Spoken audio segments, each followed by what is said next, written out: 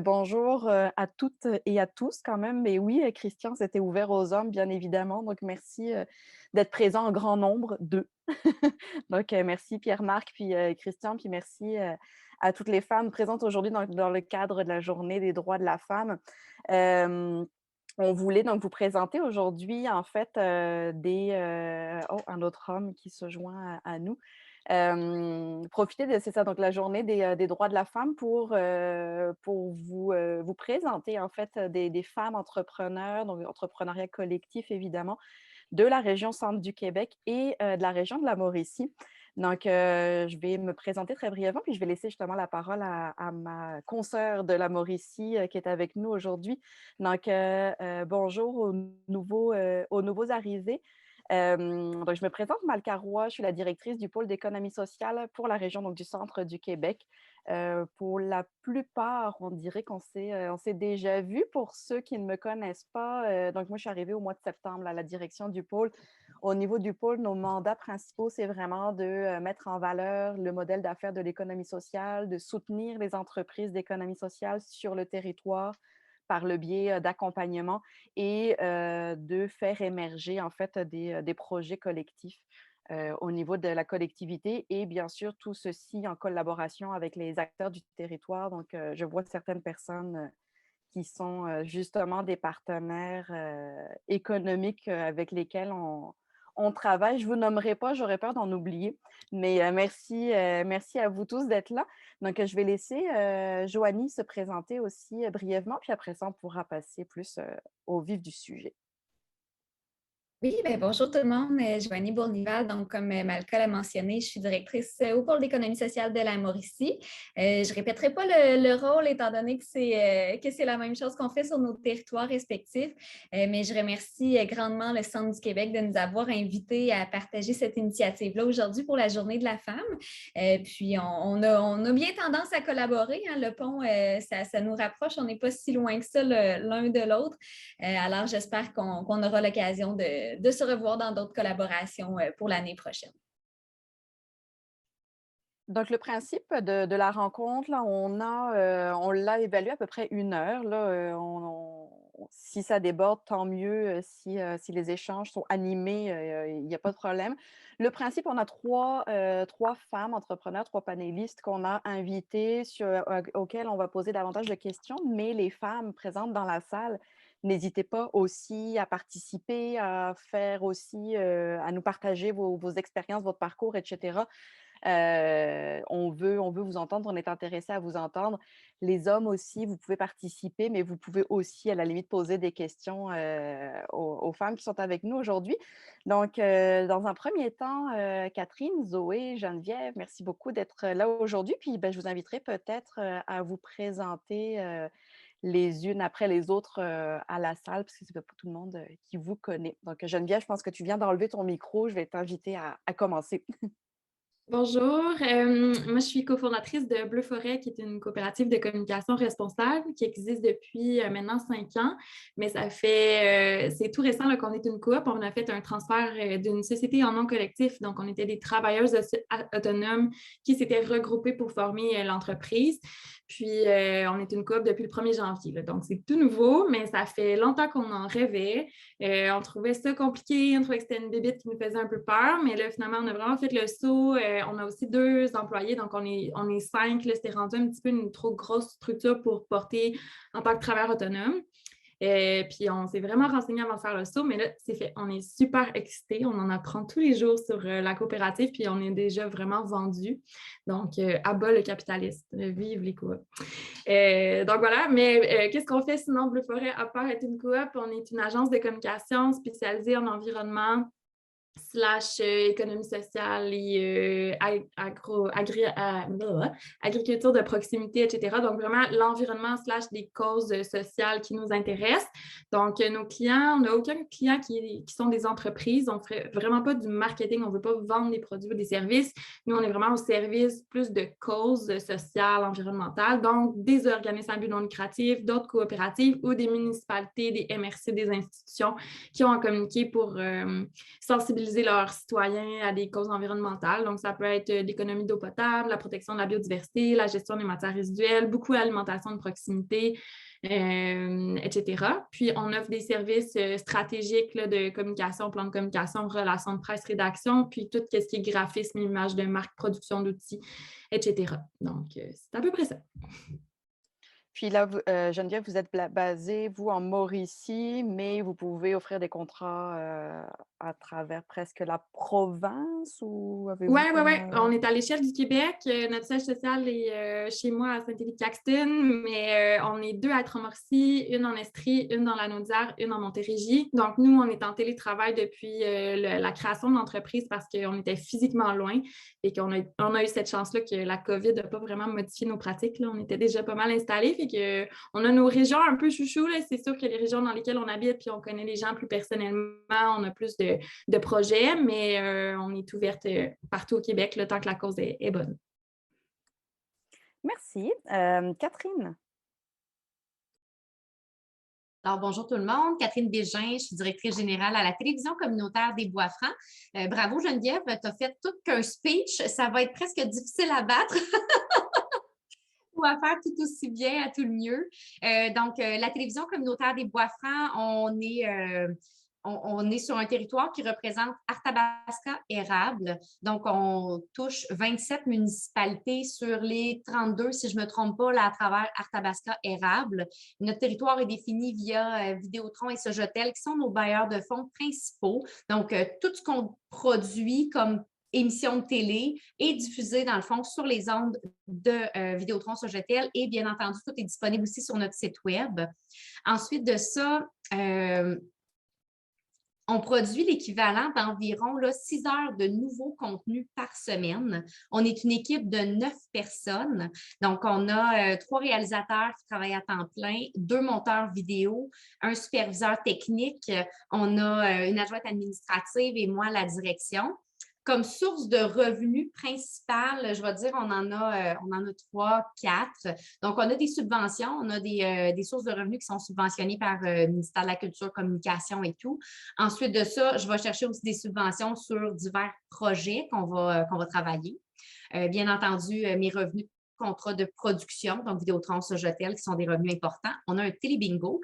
Donc, à tous les mardis soirs, on a un télébingo qui est diffusé uniquement sur nos ondes. Donc, c'est vraiment une exclusivité des gens qui sont abonnés Vidéotron Sogetel. Puis, tu sais, bon an, mal an, l'année passée, le télébingo, avec la pandémie, là, ça nous a aidé énormément, mais ça a représenté tout près de 182 000 qu'on est allé chercher en revenus versus dans les autres années, ça représentait plus peut-être un 80-90 000 $. Donc, on a vraiment eu, pour notre part, là, cette partie-là, à tout le lieu, en a profité.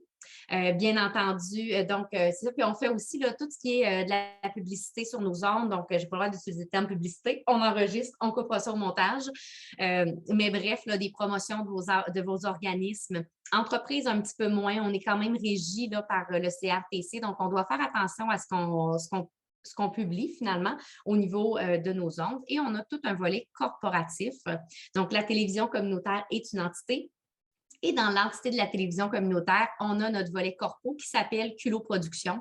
Donc, on a une équipe finalement là, de pigistes qui vont travailler sur des vidéos corporatives et tout, autant pour l'entreprise privée que l'OBNL. Puis pour l'OBNL, bien souvent, on va avoir des beaux tarifs là, qui peuvent être intéressants aussi. On va se démarquer à ce niveau-là. En gros, c'est la télévision communautaire des Bois-Francs. J'ai une équipe extraordinaire qui travaille à mes côtés. Moi, ça fait bientôt 5 ans que je suis en poste et j'adore mon travail. J'aime ce que je fais et j'espère sincèrement réussir à vous le partager aujourd'hui. Merci, Catherine. Zoé? Et bonjour, merci d'abord pour l'invitation. Moi, c'est Zoé Lamontagne. J'ai fait le saut de l'artiste à l'entrepreneur avec le début de la pandémie. C'est sûr qu'on est toujours un petit peu entrepreneur en tant que travailleur autonome. Puis là, on a fondé une coopérative et on est en train de faire l'acquisition de l'église de Sainte-Clotilde.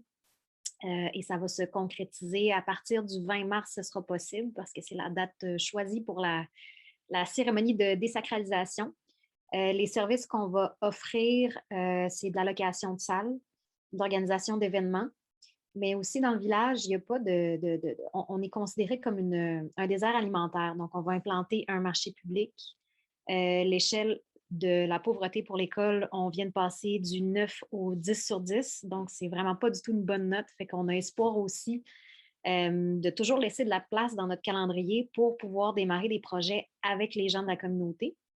Puis notre position quand même très stratégique dans le centre du Québec, à Sainte-Clotilde-de-Horton, je pense que c'est un grand avantage aussi pour les excursionnistes autant que pour les gens qui ont à couvrir un large territoire dans le centre du Québec. Merci, Zoé. Vous êtes combien dans votre coop, Zoé, Mais actuellement? on est 4 membres fondateurs, puis on a engagé un autre employé. OK, parfait. Donc, des équipes à peu près de la même taille. J'aurais peut-être le goût de vous entendre un petit peu sur votre parcours, ce qui vous a amené, ben, Zoé, tu l'as nommé un tout petit peu, donc peut-être que je vais te laisser reprendre la parole là, mais ce qui vous a amené en coop aujourd'hui, puis peut-être les défis que vous avez rencontrés dans votre parcours professionnel et personnel, en fait, si vous voulez le partager. C'est sûr que le modèle coopératif, c'est celui qui convenait le plus à nos valeurs, à notre mission aussi, notre engagement social. Au niveau du parcours, ben, c'est sûr que la pandémie, pour moi, ça a été un catalyseur assez important pour ce projet-là. Ne pouvant plus ou très peu travailler dans mon milieu, j'avais besoin d'un grand projet pour me motiver. J'ai eu besoin de me faire un calendrier un peu style fin de session. J'ai fait des dépôts dans tous les programmes de bourse, de subventions liés à ma pratique artistique que je pouvais faire. Et le seul projet qui a été accepté, c'est à la Jeune Chambre de commerce de Montréal, quand j'ai fait une ébauche de plan d'affaires avec ce projet-là qui était dans l'air depuis peut-être une dizaine d'années. Ma sœur et son conjoint sont dans le village, lui depuis toujours, elle depuis 11 ans. Et ça faisait quelque temps que les Marguillères demandaient à ma sœur As-tu un projet? Connaissez-vous quelqu'un qui a un projet pour l'Église? Puis il y a 2 ans, il y a eu aussi un gros incendie en face de l'église. Il y a 3 maisons qui ont brûlé. Puis en début de pandémie, les centres de dons étaient vides, ils ne prenaient rien, ils ne donnaient rien. Dans le temps de la Saint-Jean-Baptiste, le festival aussi du déménagement à Montréal, je voyais tous ces trucs qu'il a donnés sur le bord du chemin. Puis j'ai fait plusieurs voyages aussi pour amener du stock pour les sinistrés. Puis je me suis rendu compte aussi que mon cœur était peut-être rendu à Sainte-Clotilde, puis que j'avais pas envie d'attendre la retraite pour déménager en campagne. Puis oui, avoir un impact sur mon milieu, le domaine artistique, mais avoir un impact aussi sur la communauté de proximité au quotidien, ben, c'est quelque chose qui faisait écho à mes valeurs et celles de mes partenaires. Ça a été logique de choisir le modèle coopératif. Dans les difficultés, je dirais que le territoire, les enjeux de territoire, c'est quelque chose qui nous a... il faut... Premier conseil que je te donne quand quelqu'un me parle de son projet, c'est de bien connaître son territoire. Mais il y a toujours des petites affaires qu'on apprend. Compte tenu de où est-ce qu'on est situé, ben, on est éligible à un service, pas à un autre. Il y a l'équivalent, il n'y a pas l'équivalent. On est exclu, la relation n'a pas été entretenue entre des services. Fait que ça a été un enjeu. Puis on travaille fort aussi pour bâtir ces ponts-là entre les régions et les organismes. Parfait, Catherine. Super. Donc, en termes de parcours, pour répondre à ta première question, moi, ça fait une douzaine d'années peut-être que je suis dans le milieu des affaires. J'ai été toujours au public, toujours très de l'avant avec les gens et tout. Je me passionne clairement pour l'humain en général. Donc, j'ai été représentante pendant plusieurs années. J'ai travaillé avec certains d'entre vous dans le passé. Puis, de fil en aiguille, finalement, je me suis aussi créé un beau, gros réseau de contacts autour de moi. Puis, c'est définitivement mon réseau de contacts qui m'a permise d'être à la direction de la télévision communautaire des Bois-Francs. Donc, de fil en aiguille, c'est ça, je suis arrivée là. Donc, mon parcours a été vraiment beaucoup plus axé au niveau de la vente, la représentation, puis le développement du réseau que je trouve excessivement important encore aujourd'hui. Ça reste une chose qui est à entretenir sincèrement. Tu sais, Zoé, tu parlais connaître ton territoire, connaître avoir le réseau finalement, puis l'entretenir. Je fais sincèrement du pouce là-dessus. C'est important de l'entretenir, ce beau réseau-là. J'ai une grande ouverture d'esprit. Je suis une personne qui est excessivement persévérante. Puis tout ça, ben, ça m'a amené finalement à avoir le beau travail que j'occupe aujourd'hui. Au niveau des défis, quand je suis arrivée en poste vraiment à la TV, j'ai quand même 3 défis là, qui ont été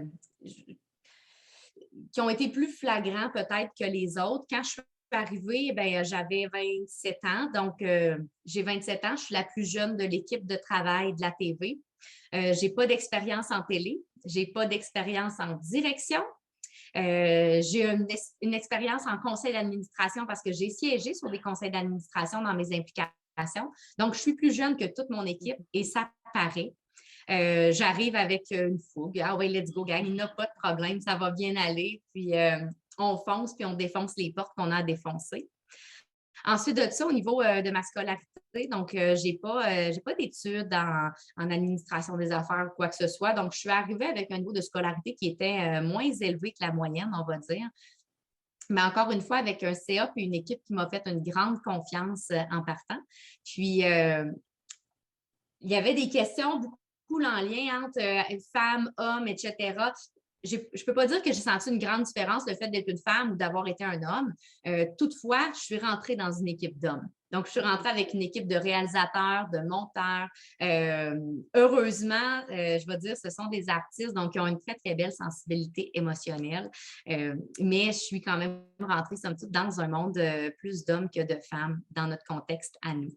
Donc, ça a été mes 3 défis, finalement, que j'ai eu à passer. Puis, on a réussi à passer à travers ça grâce à l'intelligence collective. Donc, ça, j'y crois sincèrement, de puiser le meilleur de chacun. Donc, c'est un petit peu ça, finalement, qu'on a réussi à travailler ensemble. Si moi, j'avais une question que je n'étais pas capable de répondre, bien clairement, je ne suis pas capable d'y répondre. Donc, on passe la POC à quelqu'un d'autre qui est plus compétent que moi ou au-delà d'être compétent, juste qu'il y a la réponse, puis qu'il y a la bonne réponse aussi à apporter à l'ensemble de l'équipe. Puis la confiance. Donc, la confiance, pour moi, c'est quelque chose qui est très, très important, autant que ça se gagne, que ça se mérite. Sauf que la confiance, ça se développe, puis ça se bâtit aussi. Donc, on a vraiment réussi à bâtir des belles relations de confiance, l'ensemble de l'équipe. Je pense que la confiance, ça passe par reconnaître ses forces et ses faiblesses. Donc, savoir qu'on n'excelle pas dans tout, mais qu'on est vraiment bon dans certaines choses. Donc, se servir de ses forces et servir aussi de ses faiblesses, question de pouvoir peut-être déléguer finalement à d'autres personnes à certains moments quand ce n'était pas nécessairement mes forces ou les forces d'un autre membre de mon équipe. Donc, en gros, parcours et défis, check. Merci Catherine. De ton côté, Geneviève, donc ton parcours, comment tu t'es rendue? Ben, tu as expliqué donc le transfert entreprise individuelle plus travailleurs autonomes, coop. Mais au niveau de ton parcours à toi, plus professionnel, personnel. Oui, ben moi j'ai un bac en relations publiques puis une maîtrise en environnement, puis j'ai toujours allié les deux. Donc ensuite, je suis allée travailler en communication dans des OBNL en environnement. J'étais à Montréal dans ce temps-là. Et fait que je me suis toujours intéressée vraiment à la communication au service de la cause environnementale. C'est ce qui me passionnait. En 2016, mon amoureux et moi, on est allés traverser l'Europe à vélo pendant presque 1 an. Puis, on s'est dit, bon, quand on revient, on n'a pas envie de s'installer à Montréal, on a envie d'aller habiter en région au Québec. Là. C'était une idée qui était plus originale en 2017 que maintenant. Puis, on a découvert la Mauricie un peu par hasard. Là. On ne connaissait personne en Mauricie, mais c'était pas trop loin de nos familles. Le coût de la vie était abordable, puis on aimait la belle nature. Fait qu'on a fait place aux jeunes en région, dans la MRC de Masquinongé puis de Mackinac. Puis on a vraiment trippé sur les deux, mais finalement, c'est Masquinongé qui a gagné. Alors, on est venu s'établir ici. Puis je me suis dit, ben, je vais partir à mon compte comme travailleur autonome. Comme ça, je peux travailler d'à peu près n'importe où. Puis moi aussi, Catherine, c'est ça, c'est vraiment mon réseau de contacts qui a fait en sorte que du jour 1, j'ai pu trouver des clients. Et j'avais une bonne amie, ancienne collègue à moi, qui avait un peu la même envie. Fait qu'on s'est mis ensemble, puis on a fondé Bleu Forêt. Puis c'est vraiment incroyable parce qu'en Mauricie, c'est tellement un petit monde. Là, dès que tu es Mauricie Environnement, il n'y a pas 300 personnes. Fait qu'en m'impliquant aussi dans ma communauté, en étant sur des comités, des CA, faisant du bénévolat, etc., ben vite, on a eu des mandats ici. Puis ça grossit. Après ça, il y a Andréane qui s'est jointe à l'équipe. Puis, ce qu'on a eu comme défi, en fait, on a toujours vraiment eu la conciliation travail, famille, études, bénévolat à cœur, vraiment dès le tout début. Puis moi, je trouvais ça drôle parce que quand on a fondé l'entreprise, les gens disaient « Ah, toi, t'es entrepreneur, hein, tu sais c'est quoi faire des semaines de 80 heures au début? » Puis tout ça, puis j'étais comme « Ouais, moi, c'est plus comme 35. » Puis là, après ça, on a eu des enfants. Plus comme « Ah, c'est plus comme 25. » Puis on a toujours réussi à garder des horaires vraiment allégés parce qu'on n'avait pas envie que tout tourne autour du travail, mais plus que notre travail soit au service de d'autres aspects de notre vie aussi. Sauf que là, ça allait bien les affaires, puis on avait refusé des mandats qui nous faisaient triper parce qu'on voulait garder quand même ce mode de vie-là, puis cet équilibre-là, qui, je pense, quand même est assez féminin à la base, là.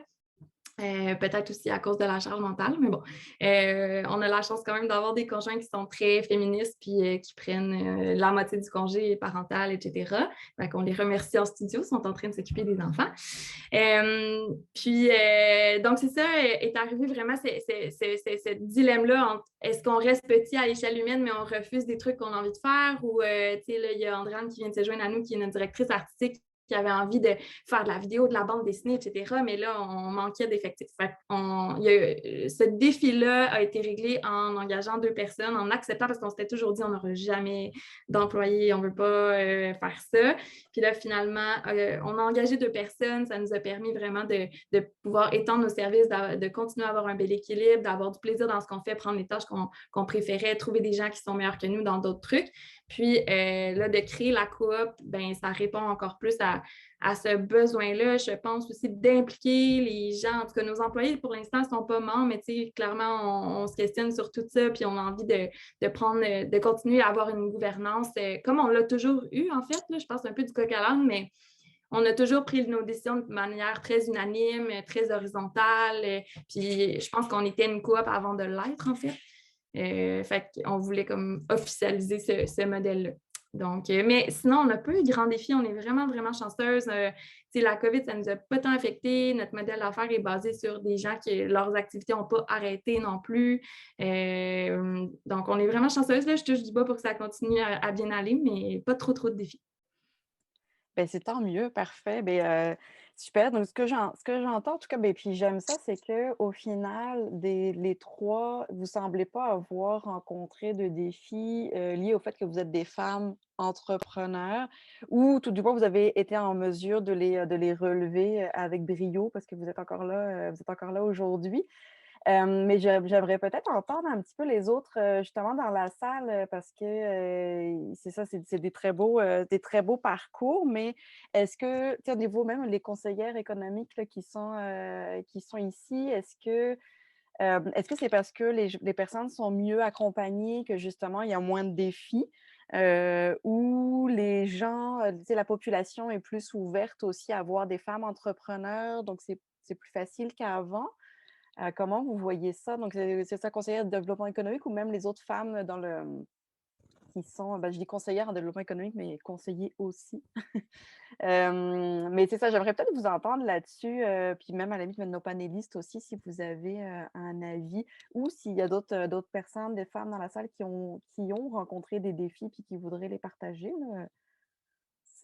Je vous laisse la parole. Ah, Joanne, on t'entend pas. Mmh. Non, pourtant ton micro est pas éteint?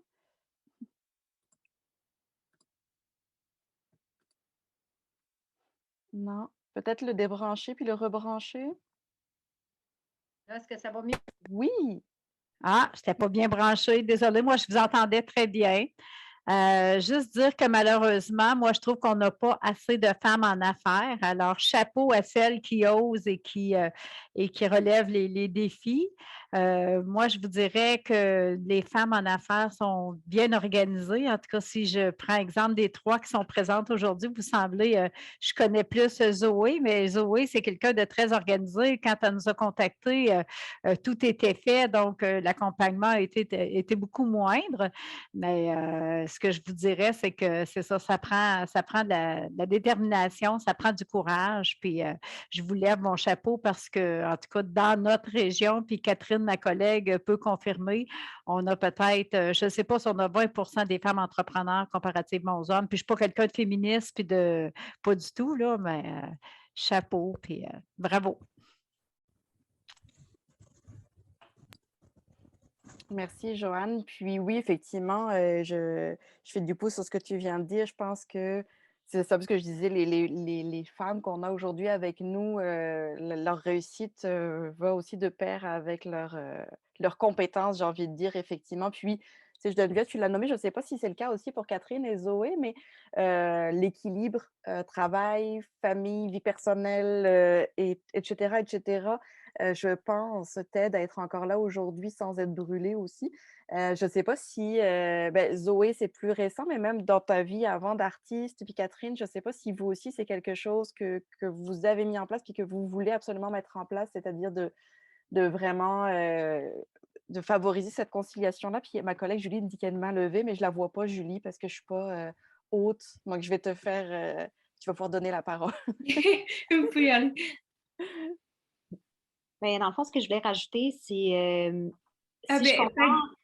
est-ce qu'on faisait juste la question ou avant la main levée, juste avant de passer au panéliste ou... Excusez, j'avais oublié d'enlever mon micro. Je dis vas-y Zoé, puis on prendra la question après. Désolée. Parfait. Excusez-moi. Mais j'ai l'impression que il y a beaucoup plus d'entraide en entrepreneuriat et il y a un réseau fort d'entraide de femmes entrepreneurs. Moi, c'est une des perles que j'ai découvert et que dans le milieu artistique, il y a peut-être un peu moins. J'ai l'impression que quand on a une question, quand on ne sait pas par où passer, de contacter quelqu'un 5-10 minutes au téléphone, si la personne ne peut pas nous aider ou nous conseiller, il y a de bonnes chances qu'elle nous conseille quelqu'un d'autre ou qu'elle nous mette en contact. Fait que ça, c'est quelque chose que je trouve remarquable et je ne pense pas que c'est dans tous les milieux, mais dans le milieu entrepreneurial, je trouve que c'est une grande force que j'ai pu observer. Puis les organismes aussi. Joanne me disait qu'on avait déjà fait beaucoup du travail quand on a été mis en contact, mais c'est qu'il y a plusieurs organismes aussi qui étaient là pour nous soutenir puis nous accompagner. Fait qu'il ne faut pas avoir peur d'utiliser ces ressources-là.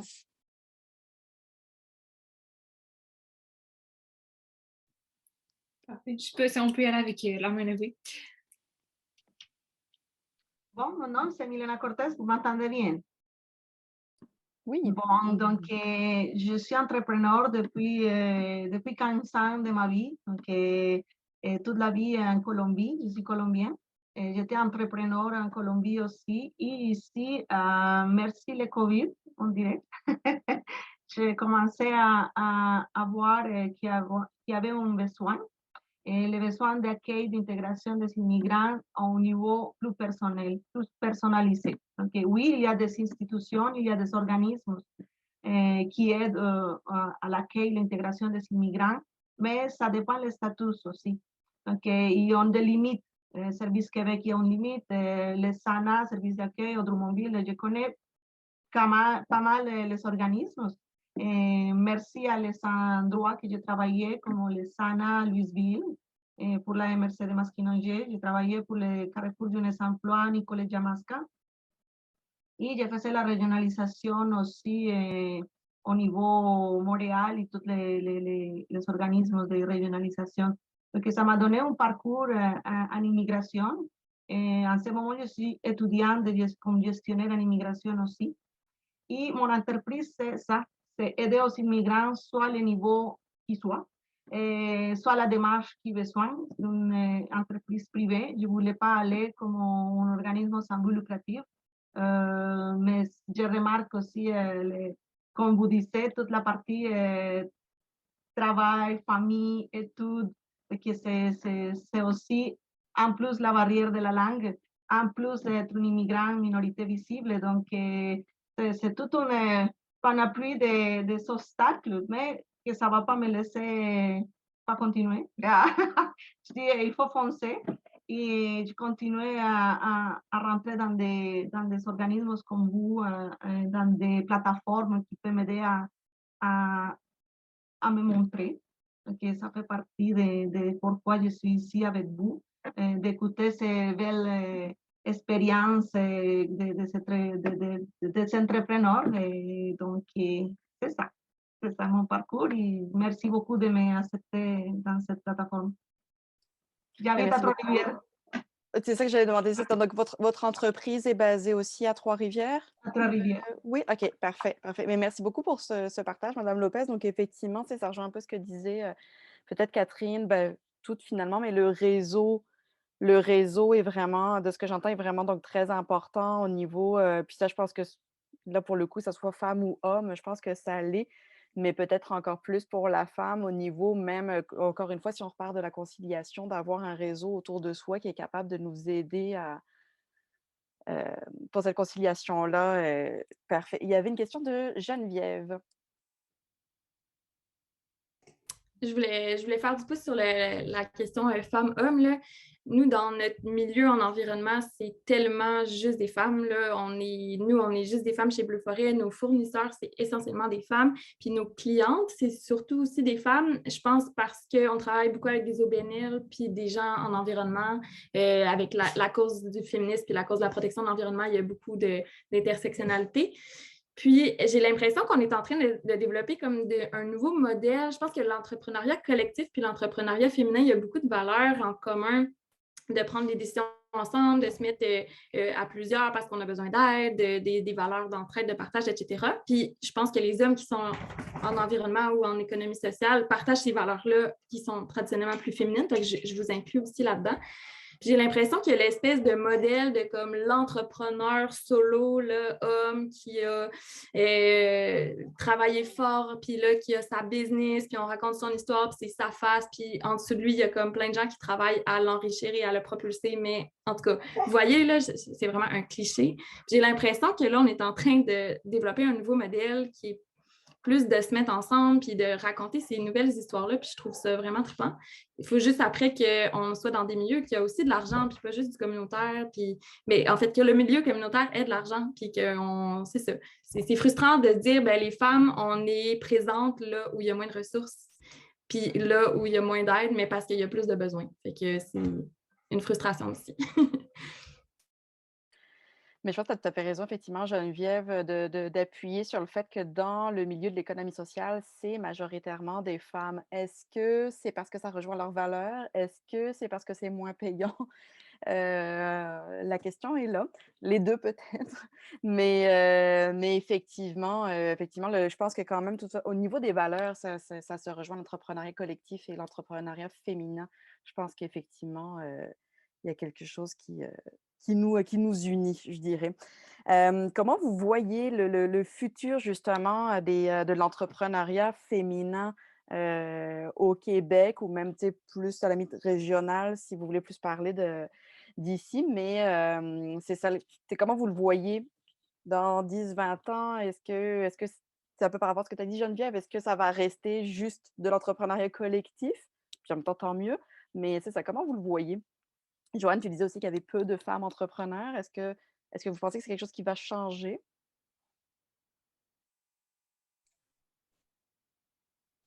Vas-y, Catherine. Je n'ose pas. J'ai eu de toutes les questions, Malka, ou Julie, je ne sais pas qui, je me souviens plus qui des deux m'a envoyé les questions. Il y en a une qui m'a posé des grandes questions, puis c'était celle-là. Geneviève, je t'écoute, puis je me dis, mon Dieu, que je n'ai pas nécessairement ces réflexions-là de femmes versus hommes, salaire, etc. On dirait que je ne le vis pas, probablement pas suffisamment dans ma réalité.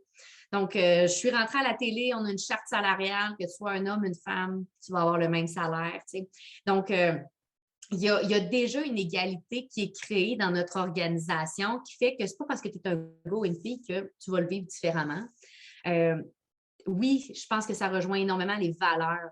Donc, moi, ce que je me suis écrit, c'est de l'ouverture. Donc, je fais du pouce finalement, Geneviève, sur ce qui te frustre ou, tu sais, oui, c'est vrai qu'en ce moment, il y a des stéréotypes, mais reste qu'il y a aussi énormément d'ouverture, autant de la part des hommes que des femmes. Puis ça, pour moi, ben, c'est comme ça que je vois le futur, finalement, avec des belles lunettes roses qui disent ça ne peut qu'aller mieux, finalement. Donc, ça ne peut que continuer de se développer, l'ouverture, puis la relation d'aide, justement, que les gens vont apporter. Oui, tu le disais super bien tantôt, on appelle quelqu'un, on a de l'information. C'est facile de nos jours de réussir à aller collecter de l'information, mais il suffit de se donner les moyens et de se donner le temps pour le faire. Parce que trop souvent, je trouve, j'entends même des collègues de travail qui vont dire ouais, mais je ne le sais pas. Ouais, mais t'as-tu appelé telle personne? T'as-tu fait ci? T'as-tu fait. De se donner des moyens finalement pour continuer de grandir. On se dit qu'on n'a pas d'argent. Mais pourquoi qu'on n'a pas d'argent? C'est parce qu'on ne va pas en chercher. Allons donc cogner aux bonnes portes pour aller chercher l'argent qu'on a envie d'aller chercher. C'est vrai, on est au niveau communautaire. Donc, on va aller chercher beaucoup d'argent via des subventions. Il faut qu'on parle au gouvernement, il faut qu'on fasse ci, pourquoi est-ce qu'on ne se développe pas des modèles d'affaires qui nous permettent d'aller chercher des moyens différemment finalement? Donc, mon mot pour moi, c'est vraiment ouverture. Donc, il va y avoir une belle ouverture tant du côté des femmes qui vont arrêter de mettre leurs lunettes de « je suis une femme » et simplement être un humain puis avoir des besoins, avoir des désirs, souhaiter un équilibre, travail-famille. Donc, c'est un peu comme ça que je le vois. Zoé, je te passe la parole. Moi, j'ai peut-être un peu moins les lunettes roses de par mes premiers métiers. Je suis une diplômée de l'École nationale de l'humour, fait que j'ai vécu la tempête de l'intérieur. Fait que c'est sûr que en démarrant notre projet, on s'est dit aussi comment on peut améliorer notre milieu. Fait que dans notre grand projet, il y a quelque chose qui s'inscrit aussi, c'est de créer un outil pour faire de la prévention par rapport aux comportements problématiques ici et ça. Parce que les syndicats peuvent difficilement imposer ou punir quand ce n'est pas sur les lieux de travail. Fait que donner l'accès à la salle à des gens, plus dans le cadre des performeurs, là, peut-être moins pour le grand public, à des gens plus conscientisés, ça, c'est une chose qu'on veut faire pour améliorer notre milieu. Puis j'espère aussi que ça va s'améliorer pour l'entrepreneuriat au féminin. Je le vis en ce moment, le démarrage et la fondation d'une famille, ce n'est pas tout à fait compatible. Il y a des choses comme le programme de soutien aux travailleurs autonomes qui est un merveilleux programme, mais qui est considéré comme du chômage. Donc, ça ne permet pas non plus d'avoir accès au RQAP. Fait que ça, c'est quelque chose qui, c'est une embûche de plus pour les femmes. Les messieurs sont peut-être un peu moins concernés par ça ou vont peut-être moins en prendre conscience. Puis, je lisais une étude il y a quelques années de ça qui disait que les femmes ont moins tendance à appliquer pour un poste pour lequel elles n'ont pas tout à fait les compétences. Mais toi, Catherine, ça ne te concerne peut-être pas parce que tu disais justement que tu étais arrivée et que tu n'avais pas le même niveau de scolarité que les autres, mais c'est quelque chose qui m'a marquée. Puis d'avoir ces discussions-là, je pense que ça aide aussi puis ça prépare à déployer peut-être plus d'efforts pour aller faire sa place. Moi, il y a une chose que j'ai pris conscience quand je suis arrivée dans le début de la trentaine, c'est la force des compétences croisées. C'est sûr que d'avoir fait l'École nationale de l'humour, c'est peut-être pas le meilleur skills pour administrer une salle, mais mon réseau de contact avec les artistes, avec les producteurs, la connaissance sur le terrain, le fait que j'ai fait de l'animation, de rue, de foule, tout ça, c'est toutes des choses qui viennent. Puis l'art du pitch aussi, c'est quelque chose que, comme auteur, on travaille à l'école, on s'entraîne. J'ai toujours fait du perfectionnement aussi. Fait que de pouvoir mettre toutes ces belles choses ensemble, puis même au sein de notre équipe, d'avoir des forces qui sont complètement opposées, ça nous permet d'être vraiment plus solides. Mais c'est sûr que j'ai tendance à pas trop vouloir prendre des choses pour acquis parce que je sais aussi que dans bien des milieux, ceux qui ont les plus grands pouvoirs n'ont pas forcément des intérêts communs ou connaissance de la réalité de la femme. C'est mon petit point sur les lunettes roses. Bien, parfait, merci Zoé, Catherine. Est-ce qu'il y avait d'autres personnes qui voulaient ajouter des choses par rapport à ça? Donc, c'était un peu comment vous voyez l'entrepreneuriat au féminin dans quelques années, dans le futur? Ou ça peut être comment il est aujourd'hui versus à ce qu'il était avant. Est-ce que vous voyez un changement? Est-ce que puis si oui, lequel? C'est-tu positif? C'est-tu finalement il y a beaucoup la conciliation travail, comme on disait tantôt, mon travail, vie personnelle qui rentre en jeu. Puis j'entends effectivement les mesures qui ne sont pas encore accessibles, même si je pense que on s'enligne peut-être vers du mieux par rapport à ça. J'ai aimé, Catherine, ce que tu disais tantôt, de vraiment de prendre sa place finalement en tant qu'humain et non pas nécessairement en tant qu'homme ou femme ou autre, là, mais vraiment finalement, qu'on soit un homme ou une femme, de cogner aux bonnes portes, puis d'oser y aller. D'oser y aller. Geneviève, est-ce que tu avais des choses ou Catherine, vous avez pas, vous avez allumé vos micros, donc allez-y. Ben moi, par rapport à l'entrepreneuriat du futur, j'ai l'impression que ça va être de l'entrepreneuriat collectif qui va prendre de plus en plus de place parce que je pense que c'est avec des gens au pôle d'économie sociale, la Mauricie, qu'on se disait ça, là, les entreprises d'économie sociale sont plus résilientes parce qu'ils sont plus réseautés, ils travaillent en partenariat avec des gens dans le milieu. Justement, c'est de l'entrepreneuriat collectif, donc ça ne dépend pas d'une seule personne. On partage les responsabilités, on partage les risques, on partage les expertises, etc. Puis par rapport à des crises, que ce soit des pandémies, de la guerre, la crise climatique, ben, on va être plus résilient. Donc, c'est un modèle d'affaires qui va probablement perdurer. Les entreprises vont mieux se relever, etc. Donc, j'ai l'impression que l'avenir est là. Puis, il faut juste après aller dans les écoles d'administration et tout ça, puis faire davantage connaître ce modèle d'affaires-là pour que ça devienne une option, là. Mais je pense que féminin ou masculin ou non-binaire ou peu importe, l'entrepreneuriat du futur est collectif. Il y a deux choses, moi, Zoé, quand tu dis que les femmes vont être moins portées à postuler, moi, ça m'amène tellement le « mais pourquoi ». J'aimerais tellement ça réussir à avoir la réponse en arrière de ça qui dit « mais pourquoi est-ce que les femmes seraient moins portées à aller postuler justement sur des postes dans lesquels qui n'ont pas nécessairement toutes les connaissances et les compétences. Ça s'acquiert, tu sais. C'est des choses que tu peux aller étudier. Si tu as besoin d'aller étudier, tu vas les apprendre sur le terrain. Est-ce que c'est du renforcement positif qu'on a besoin? Mais qu'avons-nous de besoin en tant que femme pour réussir à aller là? Moi, ça m'amène à me poser plein de questions. Puis Geneviève, je fais du pouce sur ce que tu dis, même dans le partage de ressources. On parle de crise de ressources humaines présentement, puis de gros défis RH. Bien, je pense qu'effectivement, le collectif peut venir assurément mobiliser les gens puis aider finalement les entreprises à s'en sortir en n'essayant pas de tout faire tout seul, mais davantage en travaillant en collaboration avec d'autres pour réussir à arriver finalement à leur but, là. J'ajouterais par rapport à l'entrepreneuriat collectif aussi que la mission de base ne va perdurer dans le temps aussi, ce qui fait qu'effectivement, donc au-delà de la collaboration, du partage d'expertise, etc., qui est effectivement un gros plus du collectif, c'est qu'aussi au niveau de la mission pour laquelle l'entreprise a été créée, elle va perdurer dans le temps, jusqu'en tout cas à ce qu'elle réponde à un besoin. Puis le jour où elle ne répond plus aux besoins, ben, elle disparaît par elle-même finalement, elle meurt de sa belle mort. Puis par rapport à ce que vous disiez au niveau, effectivement, là, les femmes, qu'elles ont peut-être plus finalement, elles auraient peut-être plus peur de s'engager dans des postes à responsabilité, que ce soit entrepreneur ou même des postes de direction.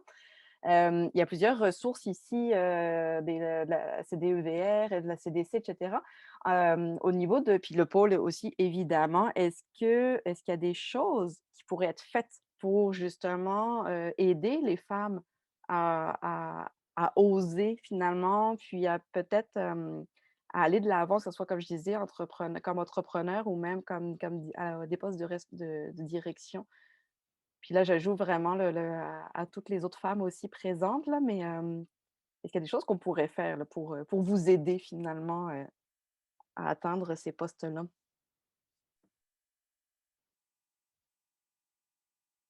Mettons qu'on rêve, là.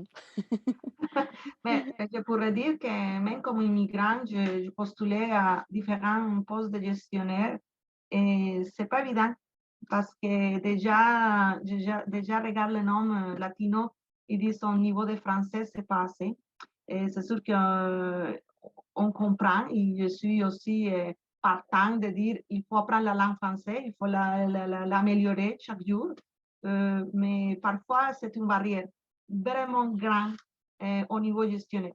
J'étudie gestion des affaires dans mon pays, j'ai les équivalences, j'ai tous les parcours de directrices, de propriétaires, il y a les bagages, mais il y a une partie qui dit être immigrant en français, mais peut-être, mais il y a une peur et on comprend aussi qu'il y a de la partie des conseils d'administration qui prend des décisions ou les directions, que c'est mieux quelqu'un qui a la langue maternelle qui soit le français.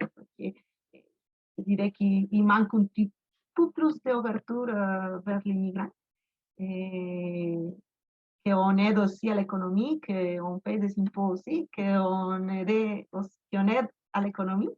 Et c'est démystifier et aider un petit peu à cet enjeu qu'on vit.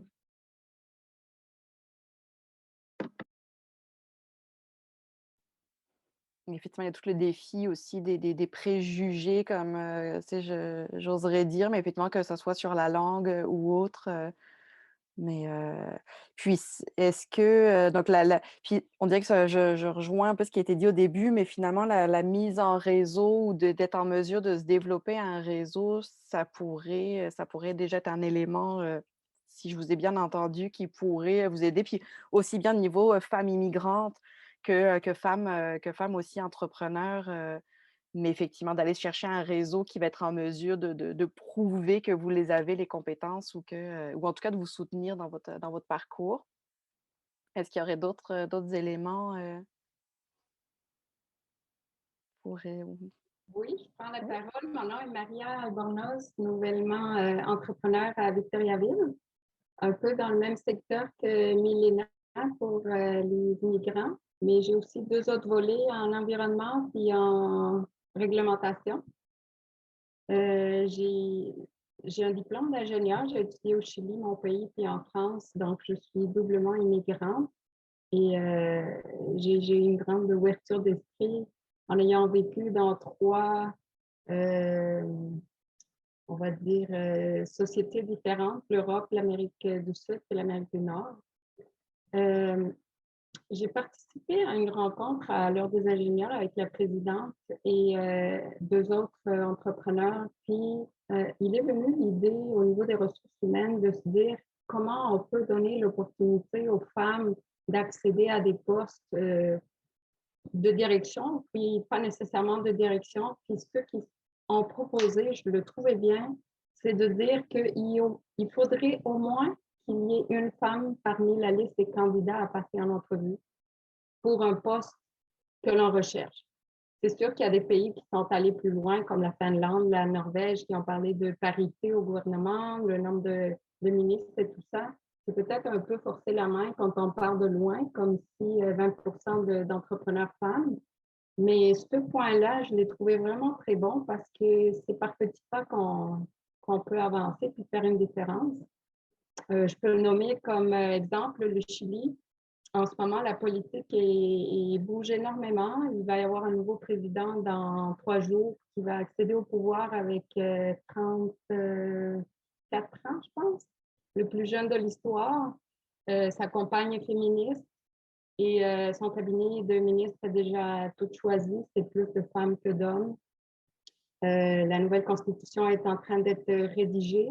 Première fois de l'histoire au monde où les 155 personnes choisies devaient être paritaires.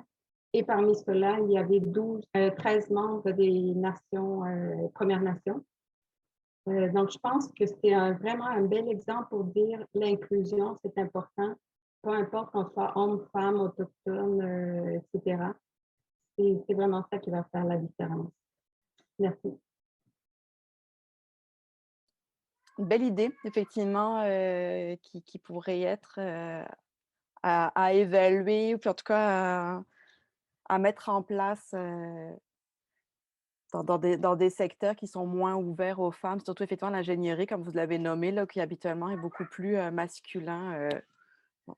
Conciliation, travail, vie personnelle, je suis là-dedans, mais mes enfants viennent de rentrer. Oui, je sais que c'est juste toi. Est-ce qu'il y avait d'autres questions ou d'autres personnes qui voulaient prendre la parole donc par rapport à ça, ou partager? Non. Ou c'est ça, partager leur expérience, défis ou autre?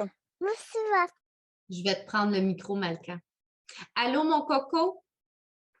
Est-ce que... Ah, il ne m'entend pas, tu as les écouteurs dans les oreilles. Allô? Allô, mon petit coco? C'est-tu beau, hein, des petits enfants? Oui, c'est beau, des enfants. Ben moi, en fait, je m'étais noté 2, 3 petits trucs. Puis justement, tout à l'heure, tu parlais des moyens peut-être qu'on pouvait se donner en tant que femme pour faire preuve de courage. Et le courage, c'est un mot que j'aime de moins en moins utiliser parce que dans le mot courage, il y a cour et rage, qui ne sont pas nécessairement des termes que je souhaite utiliser dans ma vie de tous les jours. Mais en fait, actuellement, je suis mentorée par la cellule de mentorat à la CLDEVR. Honnêtement, ça m'a apporté à me remettre, c'est ça, ça m'a amené à me remettre en question énormément. Puis je trouve que c'est une bonne chose de se remettre en question, autant dans sa vie professionnelle que dans sa vie personnelle. Souvent, on se compare, on se console, là. De se remettre en question, je trouve que ça revient sensiblement la même chose, mais on le fait juste pour nous autres. Donc, ça nous permet de voir, bon, qu'est-ce qu'on aura amélioré chez nous? C'est quoi nos forces? Qu'est-ce qu'on souhaite partager aussi aux gens comme message? Qu'est-ce qu'on veut laisser derrière nous finalement, que ce soit aux gens avec qui on échange, comme dans des tables rondes aujourd'hui, ou encore à nos enfants dans le futur, qu'est-ce qu'on souhaite avoir. Donc, je trouve que de la remise en question, c'est vraiment bien. Et la cellule de mentorat à la CDEVR, ça m'a vraiment amené à me remettre en question. C'est impressionnant.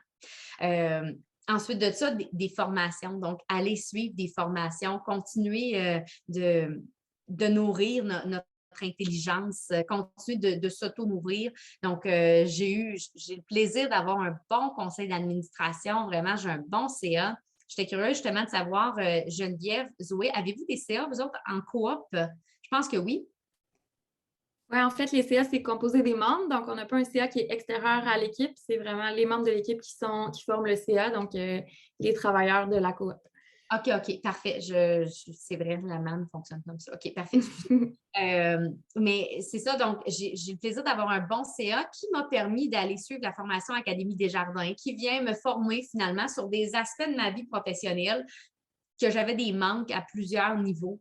Donc, est-ce qu'on fait ça avant de postuler pour un poste de direction ou pendant qu'on est dans le poste de direction? Je pense que pendant, c'est l'idéal parce que tu vis en même temps finalement tout ce qui se passe à travers. Puis, tout ce que je peux vous donner comme conseil, puis vous êtes tous des femmes entrepreneurs présentement, fait que dans le fond, je vous donne des conseils que vous avez sûrement déjà toutes prises, mais foncez et amusez-vous, restez vous-même, restez naturel, restez la personne que vous êtes aujourd'hui. Moi, je pense que c'est la meilleure chose qu'on peut faire pour continuer de grandir finalement, puis continuer de s'améliorer. Puis si on avait un plaidoyer à faire à des femmes qui disent moi, je n'ose pas postuler sur un poste, c'est fonce et amuse-toi. Le pire qui peut t'arriver, c'est que tu vas te faire dire non une fois, 2 fois, 3 fois, puis un jour, tu vas l'avoir ton oui. Donc, de rester finalement forte là-dedans. Je vais dans la même direction, mentorat, mais aussi le réseautage. Il y a un groupe Facebook, les femmes de tête. C'est beaucoup des pigistes, des entrepreneurs. Moi, je ne viens pas, puis tu sais, le 20% parle, 20% de femmes entrepreneurs, ben j'en ai pas vraiment dans mon réseau où c'est pas des gens proches, fait que de pouvoir échanger, de pouvoir voir des parcours dans lesquels je peux me reconnaître, c'est quelque chose qu'on ne réalise pas à quel point ça peut être accessible tant qu'on ne côtoie pas ce milieu-là. Fait que oui, le mentorat, le réseautage, puis avoir des modèles, des causeries comme ça, c'est vraiment l'idéal pour semer l'étincelle, puis les groupes aussi Facebook, de poser la question. Ça a été posé la semaine dernière, je crois, par rapport à travailleur autonome, bébé, qu'est-ce que tu sais, fait que puis c'est le réflexe que j'ai eu aussi avant d'annoncer ma grossesse. J'ai posé la question aux femmes entrepreneurs aussi, faire comme la STA, avant d'appeler au RQAP puis tout ça, j'ai posé la question sur les groupes pour savoir c'est quoi leur expérience, leurs attentes, leurs déceptions. Fait qu'il ne faut pas non plus. Il faut oser poser des questions, mais oser appliquer aussi. J'aime bien dire tout se fait puis par du monde. Là. Si on n'essaye pas, ben on ne le sait pas. Vas-y, Geneviève. Oui, on dirait que moi, ce que je retiens un peu de notre causerie, merci Mélina puis Maria de votre contribution puis d'amener votre point de vue parce que en tant que femme, on est comme une minorité, mais en tant que femme blanche au Québec, on est, tu sais, je veux dire, il ne faut pas que nous, on prenne que la parole parce que, tu sais, vous avez encore plus de barrières. Puis oui, Catherine, je suis d'accord de dire oui, postuler, foncer, mais en même temps, il y a des barrières qui sont systémiques, puis c'est frustrant, puis c'est pas juste à vous à dire j'applique. Tu sais, il y a du racisme systémique, il y a de la misogynie systémique, puis c'est vraiment frustrant, mais je trouve ça intéressant que vous puissiez prendre la parole, puis oui, il faut donner la parole aux femmes, mais il faut donner la parole à des femmes qui ont des handicaps, de la communauté LGBT+, de la communauté migrante, etc. Puis je trouve ça intéressant. Puis peut-être que l'année prochaine, dans le panel, il faudrait qu'il y ait une des panélistes qui soit issue de la diversité. Fait que je trouve ça important qu'on vous mette de l'avant. Puis je pense que ça en prend des quotas, puis ça prend des mécanismes qui viennent régler des problèmes plus systémiques que la personne elle-même qui doit foncer. Mais tu sais, quand tu forces puis tu as plus de barrières que tout le monde, ben ça fait chier. Fait que voilà.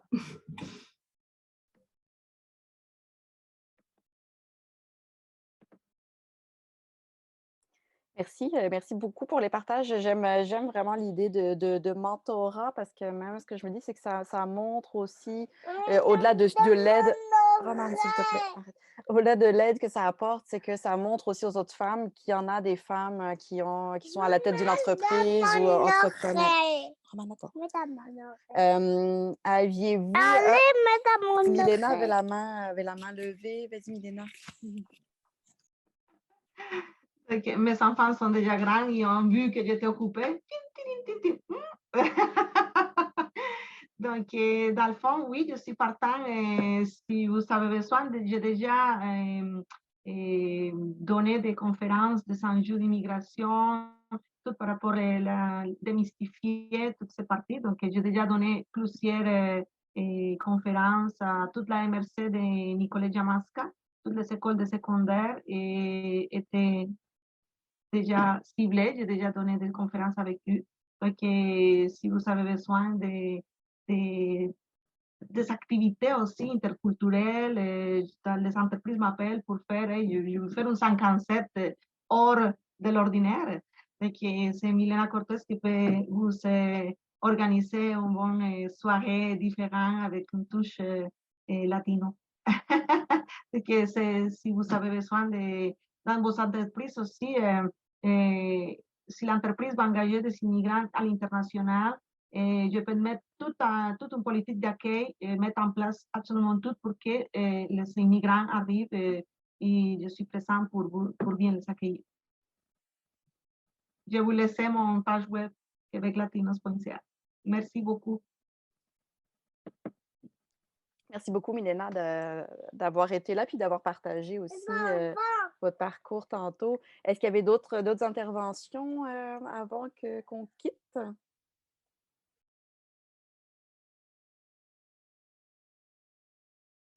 Ben, on va tous se retrouver nos familles alors.